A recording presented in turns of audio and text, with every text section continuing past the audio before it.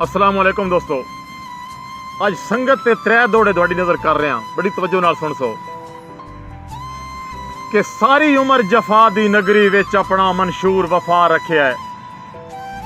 सारी उम्र जफा दी नगरी विच अपना मंशूर वफा रखिया है ते जिन्हां वरतिया अपनियां लोड़ां ताईं उन्हां कान भी अंदर सफा रखिया है। असां महक ठगी के ही चुप रहे हां, निभियां दा शर्म हया रखिया है।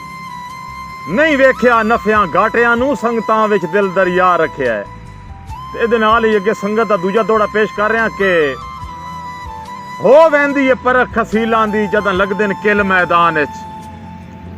हो वैंदी है परख खसीलां दी जदां लगदे न किल मैदान विच ते जेड़े खाली बांगा कान होंदे न छड्ड वैंदे न दिल मैदान विच। बाई कुंज नहीं कमलिया घर बह के आ महक नूं मिल मैदान विच। केड़ा शेर ते कौन छिटाकी है दिस वैंदे न टिल मैदान विच। इहदे नाल या तीजा और आखिरी दौड़ा पेश कर रहे हैं। तवज्जो नाल सुन सो कि ऐरे संगत दे हर कोई रख बांदा है, औखे छत्तण मकान हो वैंदे न। जदा पौंदा है वक्त कवाज़ियां दा बंदे कई परेशान हो वैंदे न। आ महक तो पुछ ना संगतां विच केडे गजब दे जान हो वैंदे न। गल्लां मूंह नाल करनियां सौखियां हैं, औखे जितण मैदान हो वैंदे न।